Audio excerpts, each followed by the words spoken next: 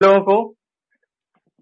और नमस्कार। आज के इस प्रोग्राम में जो कि preparation net JRF assistant professor PGT का पूरा विचार विमर्श है, जिसमें आज मैं खुद पूरी बातों की व्याख्या न करके कुछ विद्वान जनों की सलाह लेंगे, विचार लेंगे, जो कि आप कैंडिडेट विद्यार्थियों के लिए ज्यादा लाभकारी सिद्ध हो सकता है।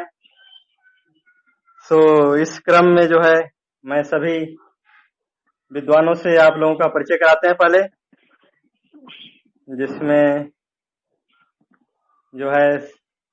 छत्तीसगढ़ गवर्नमेंट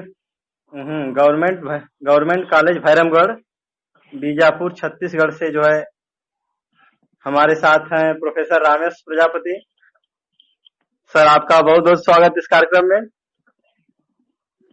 कर पा रहे हैं? हाँ जी सर, आपका इस पूरे कार्यक्रम में बहुत बहुत स्वागत है। इसके बाद काशी हिंदू विश्वविद्यालय से सीनियर रिसर्च फेलो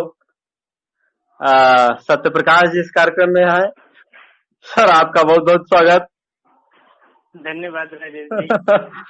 और इस कार्यक्रम की पूरी रूपरेखा को और ये कह लीजिए कि भूगोल की बहुत ही गहन समझ रखने वाले और उत्तर प्रदेश लोक सेवा आयोग के प्रबल दावेदार हमारे साथ सूर्य प्रकाश तिवारी जी बने हुए हैं।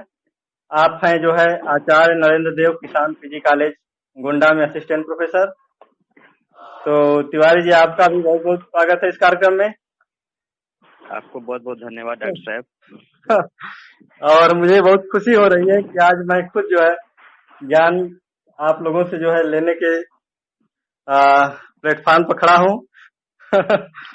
और साथ ही साथ आज के हम लोग के ऑडियंस उनके लिए भी बहुत खास दिन है, क्योंकि बहुत सारे विद्यार्थी और कैंडिडेट हमसे प्रश्न पूछा करते हैं कि सर नेट जेआरएफ या असिस्टेंट प्रोफेसर या पीजीटी की तैयारी कैसे की जाए। तो इस क्रम में मैं आज अपने साथ बने हुए विद्वानों से कुछ प्रश्न करता हूं, जो कि हमारे ऑडियंस के लिए लाभकारी सिद्ध हो सकता है और निश्चित तौर पर सिद्ध होगा। तो पहला प्रश्न है असिस्टेंट प्रोफेसर रामेश प्रजापति जी से कि सर ये बताइए कि नेट जेआरएफ की तैयारी के लिए जो भी पीजी के स्टूडेंट हैं या पीजी पास आउट, उन्हें क्या करना चाहिए? हाँ, तो डॉक्टर जी साहब सबसे पहले तो पीजी के जो स्टूडेंट होते हैं, हाँ, मेरा मानना है कि उनका जो सिलेबस होता है, पहले तो वो अपने सिलेबस को बहुत ही अच्छी तरह से कंसेप्चुअल का अध्ययन अच्छे तरीके से कर जाए वो। जी जी सर। फिर उसके बाद जब वो पास आउट हो जाए, अब जब आउट हो जाएंगे और कंसेप्चुअल अध्ययन करेंगे तो उनकी मेरिट भी अच्छी आएगी। अच्छा। उन्हें अब जब पास आउट हो जाएंगे फिर वो क्या करें, फिर जेआरएफ का सिलेबस देखें, या अपीयरिंग में अगर है पीजी में ही है तो सिलेबस देखें कि सिलेबस में क्या क्या रिक्वायरमेंट है या क्या क्या है उसमें। अच्छा, तो सर आपने पीजी क्लासमेट का सिलेबस, सॉरी पीजी जो भी उनका है उसका सिलेबस या नेट जेआरएफ का सिलेबस? हाँ, पहले पीजी का जो पीजी अध्ययन कर रहे हैं वो जो पढ़ रहे हैं सिलेबस भी किसी कॉलेज या महाविद्यालय से। हाँ, किसी भी महाविद्यालय में है, पहले उस सिलेबस को ही अच्छे से वो पढ़ें और कोशिश करें कि अच्छे रेफरेंसेस बुक से पढ़ें। अच्छा। हाँ, कोशिश ये करें अच्छे रेफरेंसेस बुक से पढ़ें। अगर नहीं समझ में आ रहा है तो वहाँ के जो अध्यापक होते हैं उनसे सलाह लें और अच्छे बुक का रेफरेंसेस लें वहाँ से और उनको परचेज करें, फिर उसका अध्ययन करें। जैसे सर भौतिक भूगोल के लिए कौन सी किताब आप रिकमेंड करना चाहेंगे? अब जैसे भौतिक भूगोल के लिए हिंदी मीडियम में जो सबसे पॉपुलर बुक है वो फविंदर सिंह की है। अच्छा। हाँ, भौतिक भूगोल में। और अगर वो हिंदी मीडियम के स्टूडेंट पढ़ते हैं तो काफी हेल्पफुल रहेगा उनके लिए प्रिपरेशन के, चाहे पीजीटी के लिए हो या असिस्टेंट प्रोफेसर के लिए हो या फिर नेट जेआरएफ के लिए, वो सभी के लिए हेल्पफुल है। और इंग्लिश मीडियम के जो बच्चे होते हैं तो एन स्कॉलर की बुक जो है ऑनलाइन PDF फॉर्मेट में अवेलेबल है, उसको भी पढ़ सकते हैं वो। और सविंदर सिंह की भी इंग्लिश मीडियम में है। अच्छा, इसी क्रम में मैं अगले जो है विद्वान महोदय सत्यप्रकाश जी से कुछ पूछना चाहूंगा कि सर यह बताइए कि जैसे टेक्स्ट बुक में तो जैसे फिजिकल ज्योग्राफी के लिए सविंदर सिंह या ये सब किताबें हैं, अगर कोई विद्यार्थी जो है शॉर्टकट जो है नेट JRF निकालना चाहता है तो उसके लिए किस तरह की बुक जो है आप रिकमेंड करना चाहेंगे? पहले तो ये परीक्षा ऐसी है कि इसमें शॉर्टकट आप ना यूज करें तो ज्यादा बेहतर है, क्योंकि उसके जो सफलता के चांस हैं वो बहुत घट जाते हैं आपके। अच्छा। तो इसलिए बेहतर यही है कि आप, जैसा कि सर ने बताया, कि आप पहले जो मौलिक सिद्धांत हैं उनको बेसिक बुक से समझें, टेक्स्ट बुक से समझें, पढ़ें। अच्छा। इसके बाद जब एक आधार आपका तैयार हो जाए फिर आप किसी गाइड के थ्रू जा सकते हैं रिवीजन के लिए। लेकिन अगर आप ये समझें कि केवल आप गाइड के हेल्प से ये ऐसे जो एग्जाम है उनको क्रैक कर सकते हैं, तो मुझे लगता है बहुत डिफिकल्ट है ये। अच्छा। किंतु अगर आप इस तरह से देखें तो कई सारी ऐसे सपोर्टिव बुक्स अवेलेबल है मार्केट में, जैसे संजय सिंह का क्रॉनिकल हो गया, या महेश बर्णवाल का आता है भूगोलिक समग्र अध्ययन करके। तो ये बुक्स आप देख सकते हैं। लेकिन मेरा व्यक्तिगत सलाह है कि पहले आप, जैसा कि सर ने बताया, कि आप बुक्स के थ्रू जाएं, स्टेप बाय स्टेप। पूरा जो उसका सिलेबस है आपके PG कोर्स के दौरान, आप एक कोर्स का बड़ा हिस्सा नेट JRF के आप कवर करते हैं। लेकिन बहुत से हिस्से छूट जाते हैं क्योंकि तमाम तरह के स्पेशलाइजेशन कोर्सेज होते हैं। तो इस दौरान अब सारी चीजें छूट जाती हैं, तो उसके लिए आपको एडिशनल मेहनत करनी ही पड़ेगी। तो उसके लिए आप UGC के जो सिलेबस है उसके थ्रू जाएं। तो ये सबसे अच्छा अप्रोच है। अच्छा सर, यह एक प्रश्न और पूछना है। कुछ विद्यार्थियों के मन में प्रश्न है कि AGP प्रकाशन की जो है अनसॉल्व क्वेश्चन पेपर मार्केट में उपलब्ध है, तो जो पढ़ रहे हैं उन्हें बहुत अच्छा लग रहा है, तो क्या इसको आप रिकमेंड करना चाहेंगे? ये जब आप तैयारी कंप्लीट करने के स्टेज में हो, फिर आप क्वेश्चन के फॉर्मेट समझने, किस तरह से प्रश्न पूछे जाते हैं, उसका उत्तर किस तरह से दिया जाए, इसके लिए आप ये बुक्स देख सकते हैं, या जो UGC के पहले के पूछे गए पेपर्स हैं आप उनको ले सकते हैं। अच्छा। लेकिन फाइनल तैयारी के बाद आप एग्जाम। अच्छा। आप अगर ये सोचें कि उसमें ठीक है, बहुत अच्छा मेहनत किया उसके प्रकाशकों ने, अच्छा प्रश्नों का कलेक्शन है, अच्छा एक्सप्लेनेशन दिए गए हैं, ठीक है, बहुत सारे प्रश्नों में समस्याएं हैं एक्सप्लेनेशन में, लेकिन ठीक है, एक लेवल पे आप उसको ले सकते हैं। लेकिन अगर आप केवल ये सोचें कि आप इनके थ्रू जाके एग्जाम क्रैक कर सकते हैं, तो ये थोड़ा सा चैलेंजिंग होगा। बेहतर होगा कि आप पहले एक टेक्स्ट बुक देखें और उसके बाद फिर इसको रिफ्रेशर के तौर पे आप यूज करें। आप क्वेश्चंस को देखेंगे, उसके एक्सप्लेनेशंस को देखेंगे, तो ये सबसे अच्छा अप्रोच होगा। केवल इसी के थ्रू आप जाके थोड़ा सा प्रॉब्लम है। अच्छा। तो इसके लिए बेहतर है कि आप पहले टेक्स्ट बुक से अपना बेस स्ट्रॉन्ग करें, इसके बाद ये जो इस तरह के पब्लिकेशंस की बुक्स हैं उनको देखें। अच्छा, इसके बाद एक प्रश्न है अगले महानुभाव से। डॉक्टर सूर्य प्रकाश जी, आप हमारी बात सुन रहे होंगे? जी, आपसे पूछना ज्यादा लाजमी है, क्योंकि आप हम लोग के जो है क्लासमेट समूह में एक बार नहीं अनेक बार JRF हुए हैं, और आपको जो है लोगों को रिक्वेस्ट करना पड़ा कि अब मत होइए, कोई और रुक रहा है। अरे ऐसा कुछ नहीं। तो बताइए इसके पीछे राज क्या है? आप जो राज बताएंगे वही राज जो है आज के जो ऑडियंस के लिए जो है अमृत समान विचार होगा, जिसकी जो है सहायता से वो जो है नेट JRF कुछ भी क्रैक करने में सफल होंगे, और निश्चित रूप से सफल होंगे। तो सर, आप मुखार बिंदु से कुछ विचार रखें इस पर। राजेश जी, जैसा मुझे लगता है कि आप भी जानते हैं, या हर कॉम्पिटिटिव विद्यार्थी जो भी है सभी जानते हैं। हाँ। इसमें कोई बहुत बड़ा रहस्य वाली बात नहीं है। अच्छा। बस स्टूडेंट को किसी भी कंपटीशन का हो, चाहे वो नेट JRF का हो या असिस्टेंट प्रोफेसर का हो, उसे अपने स्टडी में अपने लक्ष्य को लेकर के एकदम क्लियर होना चाहिए। अच्छा। उसे किसी प्रकार का डाउट नहीं है, चाहे बुक को लेकर के हो, चाहे किसी परीक्षा को लेकर के। अच्छा। तो अगर अपना सिलेबस और बुक हाँ हाँ। दोनों को लेकर के वो क्लियर है पूरी पूरी तरह से। अच्छा। तो मुझे लगता है उसके बाद तीसरा स्टेप आता है कि वो अपनी पढ़ाई में कंटिन्यूटी बनाए रखें। अच्छा। वो कंटिन्यूटी मतलब डेली वो मतलब कि टच में रहे अपने बुक से, प्रतिदिन प्रतिदिन रहे। अच्छा अच्छा। और इसमें कोई टाइमिंग लिमिट नहीं है, जो व्यक्ति सबका सिचुएशन सबकी परिस्थिति एक जैसी नहीं होती है, कौन किस स्पेसिफिक पढ़ाई कर रहा है, कोई शहर में है कोई गांव में है। तो अपना अपना समय अपने अनुसार एडजस्ट करते हुए अगर व्यक्ति 3 घंटे 4 घंटे 5 घंटे जो भी दे पा रहा है अगर पढ़ता है, तो मुझे लगता है कि 3-4 महीने उसके लिए इनफ है, पर्याप्त हो जाएंगे। अच्छा अच्छा। और अभी जो पूर्व स्कॉलर लोग अभी बताए हैं हाँ हाँ कि टेक्स्ट बुक पढ़ना तो लाजमी है, क्योंकि भूगोल का जो सही नॉलेज होगा, जो जिसको हम मतलब कहते हैं ना कि प्रमाण एज ए प्रमाण के रूप में, प्रूफ के रूप में, उसके लिए हमको टेक्स्ट बुक तो रेफर करना ही पड़ेगा। लेकिन जहाँ तक कंपटीशन की बात है, जिस तरह से नेट एग्जाम या असिस्टेंट प्रोफेसर एग्जाम या अन्य तरह के एग्जाम आते हैं और जिस तरह से क्वेश्चन उठते हैं उसमें, मुझे लगता है कि ये सब किताबें बहुत ज्यादा बेनिफिशियल नहीं होंगी बच्चों के लिए। अच्छा।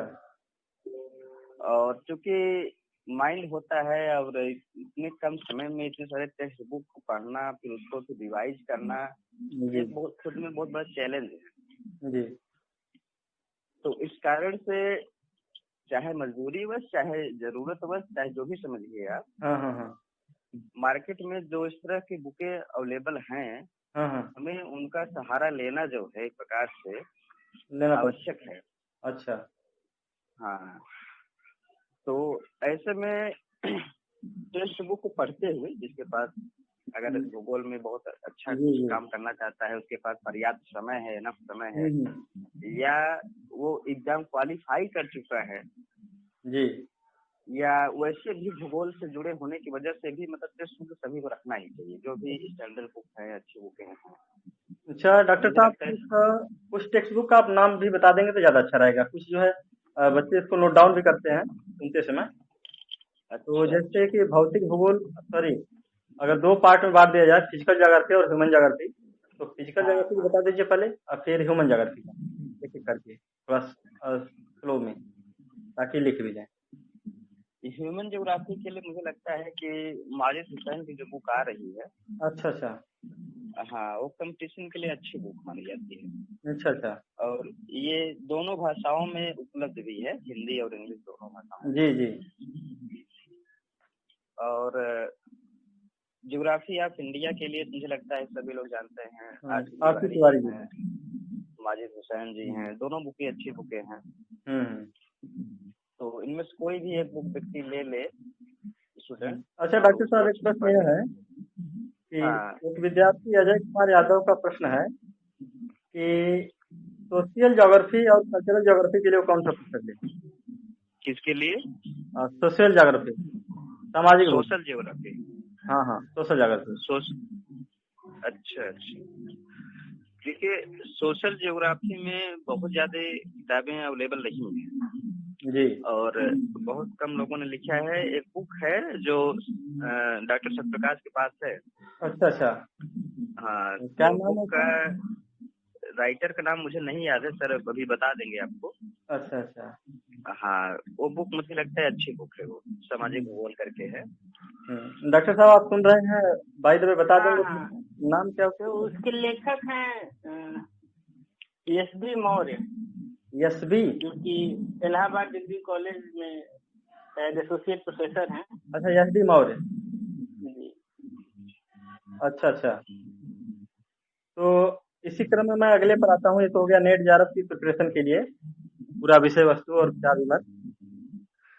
इसके बाद जो हम लोग विचार विमर्श करते हैं कि असिस्टेंट प्रोफेसर, क्योंकि नेट जेआरएफ होने के बाद सामान्यतः किसी भी पीजी छात्र के लिए या पास आउट छात्र के लिए या जो पीजीटी में सिलेक्टेड है, अगर उनके पास योग्यता है जो है, तो उनकी प्राथमिकता होती है कि असिस्टेंट प्रोफेसर के लिए वो तैयारी करें।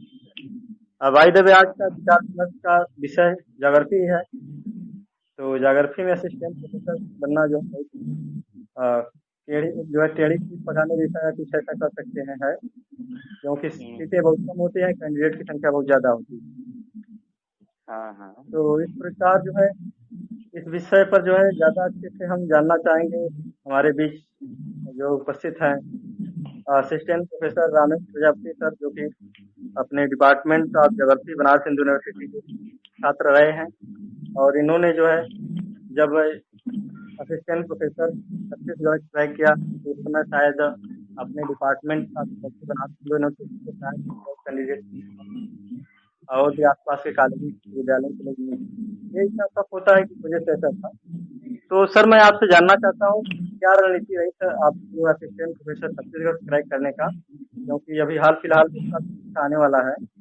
तो जो मित्र हम लोग के और कैंडिडेट सुन रहे होंगे उनके लिए जो है यह लाभकारी सिद्ध हो सकता है। तो सर आपका स्वागत है, क्या मार्गदर्शन। हाँ, तो जैसे हमारे नेक्स्ट JRF क्वालिफाइड स्टूडेंट होते हैं, तो जैसे कि डॉक्टर सूर्य प्रकाश तिवारी जी ने बताया कि किसी भी प्रिपरेशन में कंटिन्यूटी होनी चाहिए जी। इसके इतर आप कुछ भी करते रहिए। अब जो नेट JRF क्वालिफाई कर चुके हैं तो जायज लाजमी है कि आप PhD की तरफ रुझान रहेगा आपका, और उसके साथ साथ ही और असिस्टेंट प्रोफेसर बनने के जो है सपने भी आप देखेंगे। जी।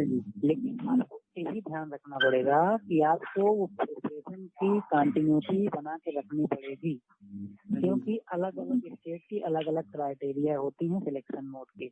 क्योंकि कुछ स्टेट में क्या होता है कि एग्जाम के थ्रू होता है, और कुछ स्टेट में क्या होता है कि API के थ्रू होता है, यानी एकेडमिक परफॉर्मेंस इंडेक्स को देखा जाता है, उसके बाद शॉर्टलिस्ट करके सिलेक्शन होता है इंटरव्यू के थ्रू। तो और जब सबसे ज्यादा फेयर जो होता है जिससे हम अपने आप पे अगर हम विश्वास करते हैं तो हम अपने प्रिपरेशन पे भी साथ में ध्यान दें, लिए हम इसको प्रयास करें और जो है अपने प्रिपरेशन पे भी ध्यान दें। और जब हम प्रिपरेशन करते हैं तो उसमें किस चीज की प्रिपरेशन करें, क्या कोई जो है पर्टिकुलर टॉपिक की या पूरे सिलेबस की। तो मैं ये कहूँगा कि UGC का जो सिलेबस है आप उसी की प्रिपरेशन करिए। ऐसा नहीं होना चाहिए कि इस टॉपिक को मैं छोड़ दूं, इस टॉपिक को प्रिपरेशन करूं। जैसा कि जब स्टेट जो अगर अलग अलग स्टेट अपना वैकेंसी निकालती हैं तो साथ में सिलेबस भी देती हैं। जी सर। इस सब्जेक्ट का सिलेबस है, आपको ये पढ़ना है।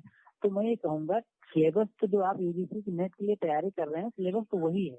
अच्छा। सिलेबस वही रहता है, थोड़ा सा 19-20 का रहता है, लेकिन मैं ये नहीं कहूँगा कि अगर उसने कुछ छोड़ भी दिया है सिलेबस में तो बेहतर ये रहेगा UGC का सिलेबस ही तैयार करिए। अच्छा, UGC का सिलेबस को जो है हर किसी कैंडिडेट को मैक्सिमम टाइम फॉलो करना है। मैं कैसे करूँ या पैटर्न क्या रहेगा क्वेश्चन का जी।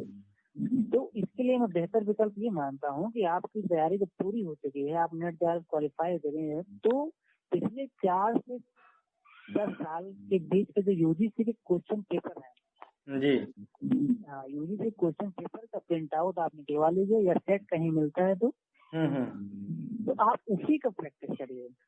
अच्छा। और मैं दावे के साथ कह रहा हूँ कि आपका उस सेट से 20 से 30% क्वेश्चन उसमें से कॉपी टू कॉपी एकदम आएगा। अच्छा, डायरेक्ट? हाँ, एकदम वर्ड टू वर्ड आपको मैच करेगा। 20 से 30% क्वेश्चन अगर आप 8 से 10 साल का क्वेश्चन रिवाइज करते हैं जी सर, और उसमें आप कंटिन्यूटी बनाए। और दूसरी बात, आपको जब सेट रिवाइज करते हैं तो आपको ये पता चलता है कि क्वेश्चन का पैटर्न क्या है, कैसे पूछा जा रहा है मुझसे। अच्छा। और जब किसी क्वेश्चन में आप फंसते हैं तब आप उस बुक को आप खोल के देखिए इसका कंसेप्ट क्या है कि मैं गलत कर रहा हूँ इसको। अच्छा, एट ए टाइम। तीसरी चीज ये, किसी भी चीज में पेशेंस रहना बहुत जरूरी है। उसके लिए घबराना नहीं है, या असफल हो जाने पे घबराना नहीं है, परेशान नहीं होना है। चौथी चीज ये, जब आपका एग्जाम हो, मान लीजिए कल आपका एग्जाम है या एग्जाम है या इंटरव्यू है, तो उसके एक दिन पहले से आपको एकदम रिलैक्स होना है। आपको पढ़ना नहीं है, आपको पढ़ना नहीं है। आपके दिमाग में ये होना चाहिए कि मैंने जो पढ़ा था सब पढ़ लिया है, अब मुझे कुछ पढ़ने की जरूरत नहीं है जी सर। और हाँ, पांचवी चीज ये है, चीज भूल गया पहले से बताने में, एक चीज क्वेश्चन गलती है है ना। हाँ, तो एक चीज और बता देता हूँ। अच्छा सर। कि जो चीज प्रैक्टिस किट में आपकी गलती हो रही है, तो उस गलती को सुधारने के लिए आप बुक को कंसल्ट कर लीजिए और आप ये डिसाइड करिए कि इस तरह के क्वेश्चन जो मैं पढ़ रहा हूँ वो गलती ना हो, बस उसी गलतियों को आपको रिमूव करना है। आपका 100% श्योरिटी है। अच्छा सर। हाँ, और वही प्रश्न जो है जो अंदर या बाहर कर दिया। जी जी। तो आवाज क्लियर। जी सर। तो इस प्रकार जो है एक विचार विमर्श जो है, खास विचार विमर्श हुआ, और आप लोग सुन रहे हैं जो ऑडियंस कैंडिडेट, कृपया जो है कमेंट में जो है पुस्तक का नाम न पूछकर अभी लिख लें। जब सर लोग बोल रहे हैं तो उस पुस्तक का नाम अभी लिख लेंगे तो ज्यादा अच्छा रहेगा। या व्हाट्सएप मैसेज करेंगे तो भी अच्छा नहीं, अभी सुनेंगे और लिख लेंगे, या इसको जो है आप 1-2 बार भी सुन के समझ सकते हैं। तो जो है इसी क्रम में जो है और आगे चलते हैं अगले महानुभाव के पास, डॉक्टर सत्येंद्र प्रकाश जी के पास। सर जो है आप यह बताइए कि अभी हाल फिलहाल में तो नहीं, लेकिन उत्तर प्रदेश असिस्टेंट प्रोफेसर का जो है वैकेंसी आने वाला है और तैयारी के लिए कुछ कैंडिडेट लग चुके हैं। हम लोग के बीच में से बहुत सारे लोग हैं, हम खुद भी हैं। तो सर जो है इसकी तैयारी के लिए क्या किया जाए? स्पेशली ज्योग्राफी का जो ऐसे प्रश्न जो इसमें आ जाते हैं जो कि यूपीएससी या पीएससी के करीब ज्यादा होते हैं, तो इसकी तैयारी के लिए सब कुछ जो है आप अपना जो ख्याल रखें। इसके बाद जो है सूर्यप्रकाश से इंतजाम किया जाएगा। ठीक है सर। हाँ, जैसा कि सर ने बताया, रमेश सर ने कि पहले तो बेसिक नॉलेज, बेसिक बुक से, फिर जो प्रीवियस ईयर के क्वेश्चन पेपर्स हैं जी सर, उनको सॉल्व करना और उनके अलग अलग सेट्स को सॉल्व करना। अच्छा। और फिर जिसमें उसमें कमियां हो रही हैं हाँ, उनको रिमूव करना। अच्छा सर, ये बताइए बेसिक इसमें जो है कौन सा ज्यादा अच्छा बुक रहेगा? जैसे अनसॉल्व क्वेश्चन पेपर जो पिछले साल के हैं, तो किस प्रकाशन का बच्चे लें? हालांकि कोई तो परफेक्ट है नहीं, लेकिन फिर भी इसी में से कोई लेना है या ले लेते हैं लोग, तो क्या रिकमेंड करना चाहेंगे आप? इसके दो बहुत हैं। एक तो अगर यूजीसी के क्वेश्चन पेपर्स को देखेंगे तो यूजीसी के साइट और कुछ थर्ड पार्टी पब्लिकेशन है उनसे ले सकते हैं। और जो असिस्टेंट प्रोफेसर का है उसके लिए तो मार्केट में कई सारे पब्लिकेशंस का है। बेसिकली आप यूथ कंपटीशन का आता है उसको ले सकते हैं, या एजीटी का जिसने स्टार्ट में मेंशन किया था आप वो ले सकते हैं। तो ये लोग अच्छा कलेक्शन है और अच्छा एक्सप्लेनेशन है इन लोग का। प्रिपरेशन के दौरान आप देख सकते हैं, गलतियाँ कम। हाँ। सर क्रैक करने के लिए जो है अगले महानुभाव डॉक्टर सूर्य प्रकाश जी की बात कीजिए। वैसे ज्यादा इससे अच्छा तो देंगे जो लोग इसको क्रैक कर चुके हैं लोग विचार हम लोग तो खुद ही प्रतियोगी हैं। सर बात सही है, लेकिन मुझे याद है कि प्रथम जूनियर रिसर्च फेलो जो है अवार्ड लेटर आपको प्राप्त हुआ था हम लोग के बीच में। तो गर्व की बात है कि आपसे हमारी बात हो रही है और संयोग से बहुत सारे विद्यार्थी कैंडिडेट भी रहे हैं इसमें और बात हो रही। तो अंतर वही 1-2 के होते हैं, 1-2 से कुछ लोग अंदर कुछ लोग बाहर होते हैं। यह विचार जो है डॉक्टर सूर्य प्रकाश जी का है। और तो सर आप जो है पूरा जो है असिस्टेंट प्रोफेसर आप जो है आचार्य नरेंद्र देव किसान पीजी कॉलेज बभनान गोंडा में, गर्व की बात है हम लोग के लिए। और आपसे सर मैं जानना चाहूंगा कि आपकी तैयारी किस तरह से रही, और तैयारी से लेकर इंटरव्यू और ज्वाइनिंग तक का सर अगर आप बताएंगे तो जो विद्यार्थी सुन रहे हैं, कैंडिडेट सुन रहे हैं, उनके लिए जो है ज्यादा लाभप्रद होगा। और आवश्यकता हुआ तो लोगों से आपकी बात स्वाभाविक होगी, क्योंकि बहुत सारे जो ऐसे कैंडिडेट हैं जिनकी बहुत ही लगाव है किसी भी तरह जो निकाल लें परीक्षा, और कोई ऐसे जो व्यक्ति जो कि क्रैक करके या पास करके जो है आज पोस्टेड है, उनकी ऐसी इच्छा है। तो इसलिए जो है मैं पुनः आता हूँ सूर्य प्रकाश के यहाँ। सर आप जो है इसको व्याख्यात्मक रूप में पूरा बताएं ताकि जो है सभी को जो है। एक्स्ट्रा आवाज आ रही है। अच्छा, एक्स्ट्रा आ रही है? हाँ, पता नहीं किस चीज की आवाज आ रही है, डिस्टर्ब कर रहा है। अच्छा अच्छा, ठीक है सर। तो हाँ, विकास सबको सुनाई दे रहा है या मुझे ऐसा सुनाई दे रहा है? अच्छा, नहीं यहाँ तो सही है, शायद और लोगों के लिए भी सही होगा, क्यों सर? ये है। हाँ हाँ, रामेश सर। ठीक है। हाँ, आवाज सही है?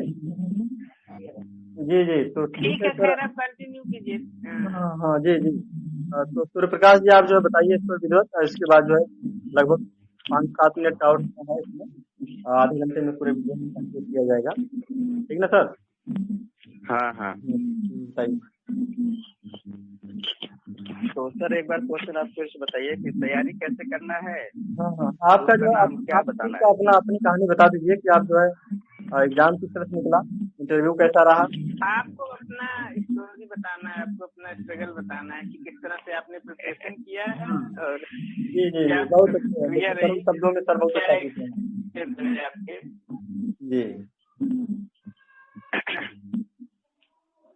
स्ट्रगल तो मान लीजिए स्टूडेंट लाइफ में सभी के होता ही है, और सभी का स्ट्रगल मुझे लगता है एक ही जैसा होता है। तो उसमें कुछ थोड़ा सा 19-20 का फर्क पड़ता है जी।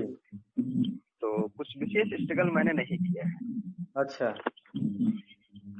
MA के दौरान ही JRF हुआ है, उसके 1 साल बाद फिर हम PhD में इनरोल्ड हुए, और ये जाहिर सी बात PhD में इनरोल्ड के दौरान कुछ स्ट्रगल किया गया, इनरोल्ड हुए।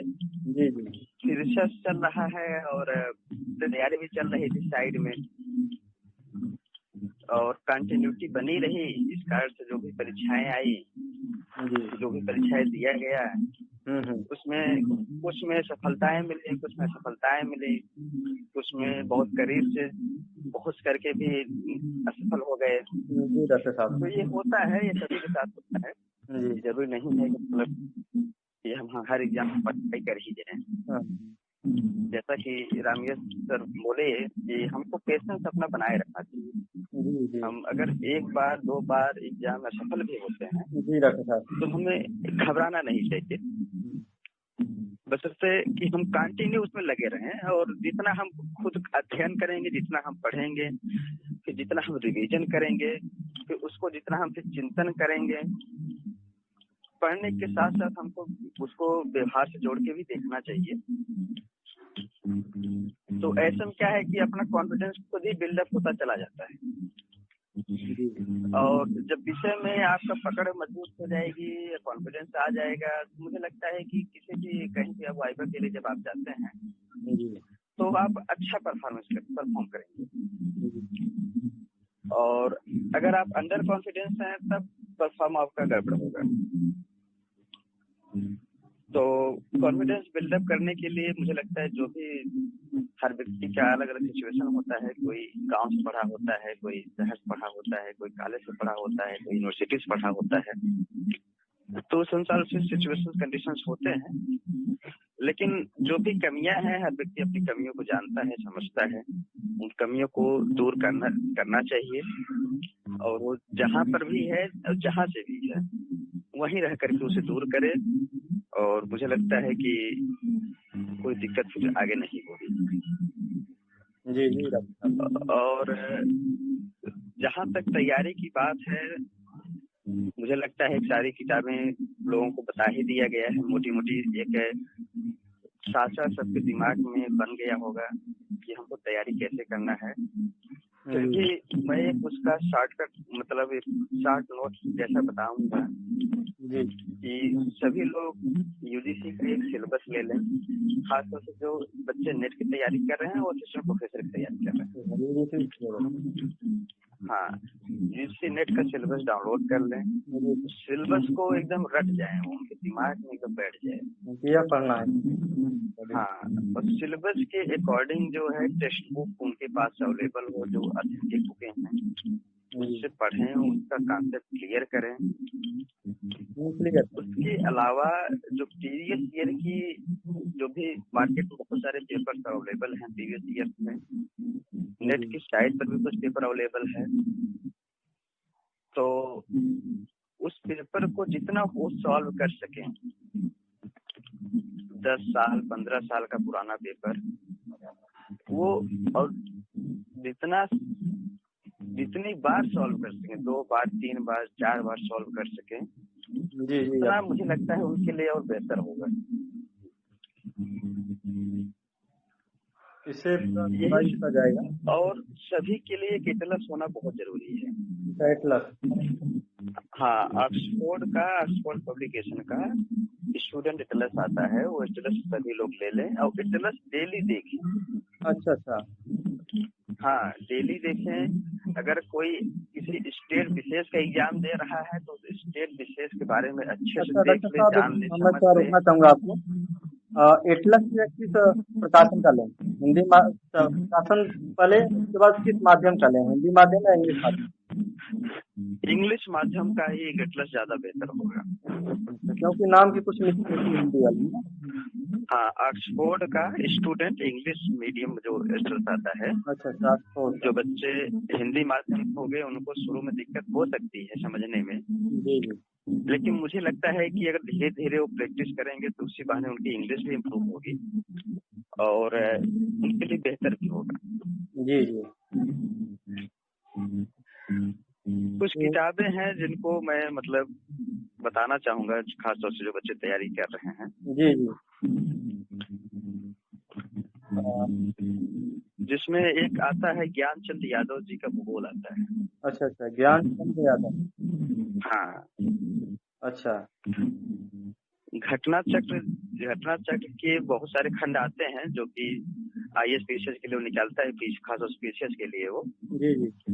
पुनरावलोकन नाम से आता है। उसमें से जो भूगोल का पोर्शन है, अच्छा, एक सामान्य भूगोल आता है, पारिस्थितिकी एवं पर्यावरण आता है, अच्छा, और एक आर्थिक एवं सामाजिक विकास। आर्थिक और सामाजिक विकास, जिसमें मतलब अर्थशास्त्र से संबंधित क्वेश्चन रहते हैं, लेकिन जो बच्चे सामाजिक भूगोल से क्वेश्चन मतलब आता है, खासतौर से भारतीय सामाजिक भूगोल या भारतीय आर्थिक विकास के लिए क्या क्या हो रहा है।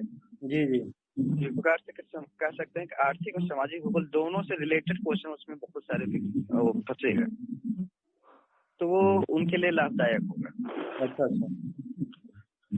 और डॉक्टर साहब मैं आपसे रिक्वेस्ट करना चाहूंगा कि क्योंकि हम लोग प्लान करके चले लगभग आधे घंटे, तो आपसे निवेदन होगा कि बातों को आप लगभग 40 मिनट के अंदर लगभग समाहित करेंगे। हाँ जी। तो एक अरिहंत प्रकाशन की UGC नेट की बुक आती है, उसको ले लें। एक DR फुल्लर का भूगोल आता है, उसको ले लें। अच्छा, DR फुल्लर, जरूर।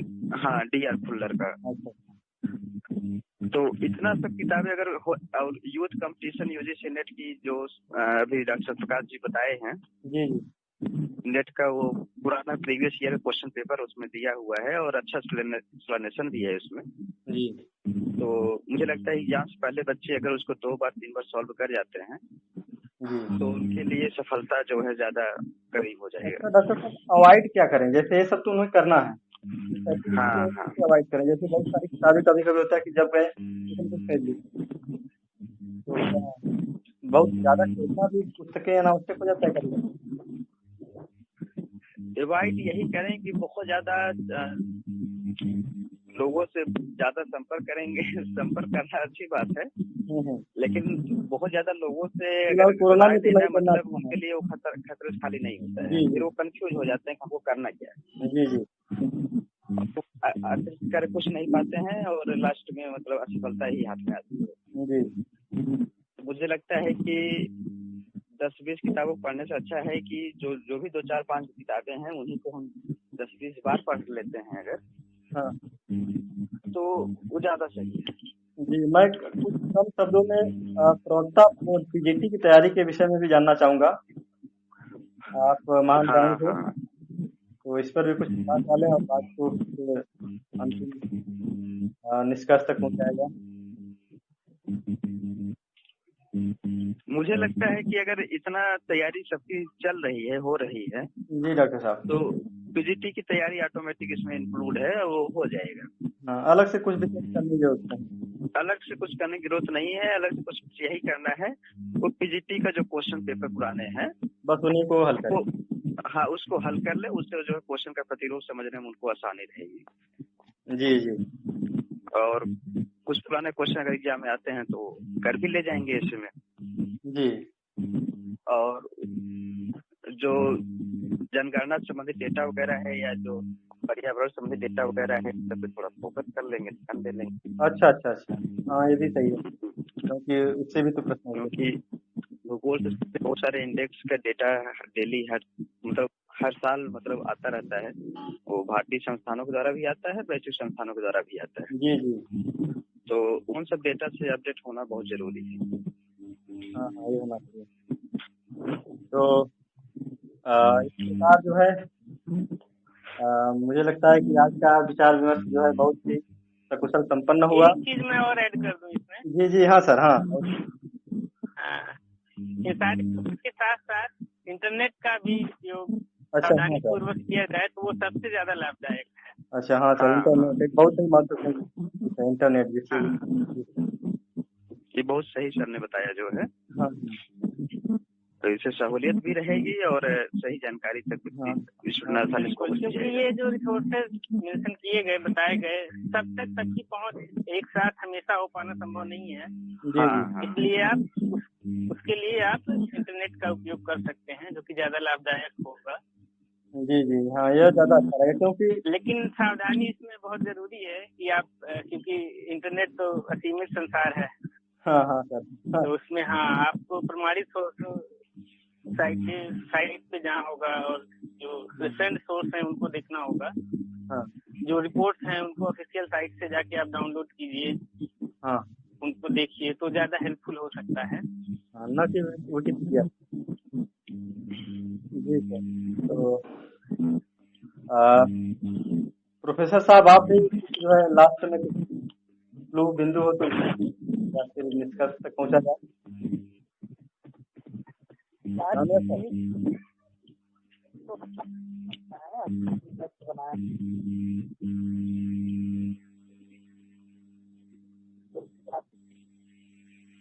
आपकी आवाज में थोड़ा स्लो सुन पा रहा हूँ, शायद आप सभी लोग सुन पा रहे हैं या बस नहीं?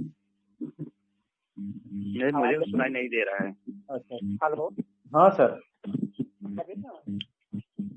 थोड़ा स्लो आवाज आ रही है।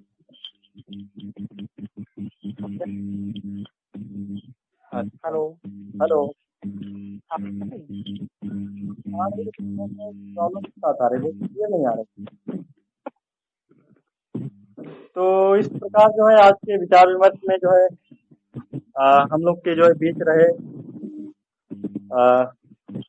वैसे सभी महानुभाव जो है काशी हिंदू विश्वविद्यालय के ही छात्र रहे हैं, जिसमें जो है असिस्टेंट प्रोफेसर रामेश सर जो है गवर्नमेंट कॉलेज भैरमगढ़ बीजापुर छत्तीसगढ़ से रहे हैं। ये जो है छत्तीसगढ़ में असिस्टेंट प्रोफेसर हैं, अभी कार्यरत हैं। और छत्तीसगढ़ में जो भी कोई कैंडिडेट तैयारी कर रहा है तो विशेष रूप से इनसे जो है बाद में भी जानकारी ले सकता है। और साथ ही साथ हम लोग के बीच जो है senior research fellow Kashi Hindu विश्वविद्यालय से डॉक्टर सत्यप्रकाश जी रहे जी, जो है अपना विचार रखा।